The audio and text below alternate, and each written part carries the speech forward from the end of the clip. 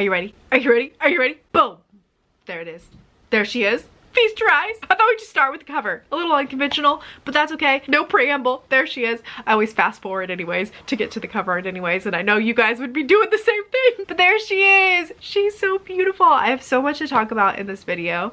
But I would just want you to feast your eyes. Feast your eyes. Also, I apologize for what I'm sure is a disgusting male manatee with a head cold voice, because I am a male manatee with a head cold. Is it the regular cold? Is it COVID? Who knows? We'll find out at 3:50 today when I have my COVID test.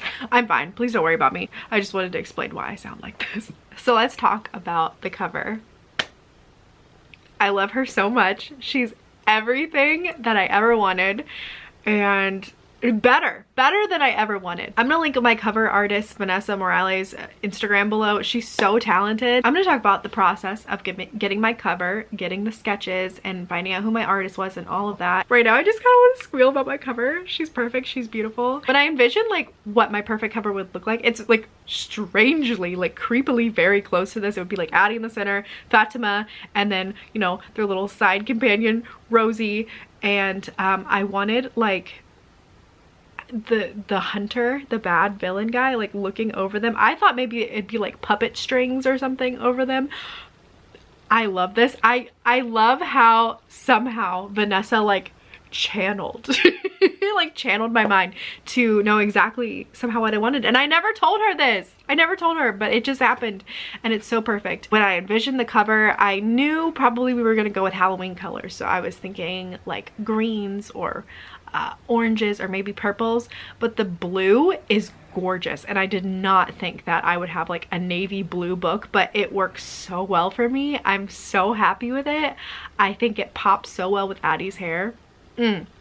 One of the things that we really liked about Vanessa, and the reason that my publisher chose her, was because she does these art pieces that are absolutely stunning, but they bring in such beautiful bright colors and have such adorable illustrations, but there's always like a hint of like creepiness to them, and the way that she like marries the two of those things together, I was like, oh my gosh, she's gonna be the perfect cover artist. And I think that this cover like perfectly portrays that. Also, we just need to talk about Addie. I mean, look at her. She's beautiful and perfect and everything I ever wanted. I need to get up the cover so I can look at it myself while you're looking at it, because I'm obsessed with it. Like, I will just look at it for hours. I just like, I can't believe it's real. I can't believe it's mine. It's so perfect. And then Fatima. Fatima is her best friend. Totally sent me. She's so perfect. When you guys get to meet Fatima, you will just understand. She is this beautiful juxtaposition of like girly, glitzy, glamour, pageant queen, right? But she's obsessed with like horror and blood and monsters. And I love her so much. And the fact that Vanessa like gave her like a skull, little satchel, and like the little barrette that has a skull, I'm like, oh my gosh, it's so perfect. It's so perfect. Also, in general, it just makes me super happy to have a plus size little girl on the cover, and also like a hijabi. Like, that is just so beautiful to me, because like, you know, when I was a little girl, I never got to see this type of representation on covers. So it just makes me so thrilled that my book will have that. Like, that just means absolutely the world to me, and I hope it means the world to some little child. Okay, we're totally dissecting everything about this cover. It's fine, it's fine. My name, the creepy font, I love it. And the glass witch, the title, the way that Vanessa illustrated it, it looks like glass. I'm so excited. I wonder if like when I get the real cover, if it's gonna be like shimmery. Oh my gosh, I hadn't even thought of that. Okay, and we also have to talk about Cranberry Holo, which, thank you again, my beautiful friend Kristen Leatherman, for sending me this sweatshirt. But yes, Cranberry Holo, which plays such a big important part of the story. It's where the town is, the town where the story is set, that I really hope just gives off this great warm Halloween fall vibe. Now I thought we'd kind of talk about what the process was for me getting my cover and seeing it and all of the work done on it and things like that. I thought that would be really interesting. There was a lot of stuff in this process I didn't know about, so hopefully I can share with you guys and you'll learn something. So on October 14th, my editor at Scholastic, her name is Tiffany and she's wonderful, she sent me an email saying that they had picked the cover artist in a big meeting. They had gone over a whole bunch of people, and when they chose Vanessa and they popped her work up on the screen for everyone to see, everyone in the room gasped. They were like, she is perfect. Again, like I mentioned earlier, she does this perfect blend of like cutesy creepy that just was gonna work so well for the story, which is exactly what The Glass Witch is. I feel like it's cutesy and it's funny and it's heartwarming, but at the same time there's like some darker themes and stuff. So she was just the perfect artist to like represent that. And so they picked her, they sent me her website with all of her work, and I was like, yes, she's gonna be perfect. I'm pumped. Let's go. Tiffany did want me to kind of describe some of the characters just in case they did decide to go with, you know, what they did, where they have the characters on the front. And so I sent some descriptions of Addie and Fatima and Rosie, the bunny. And obviously she absolutely positively killed it.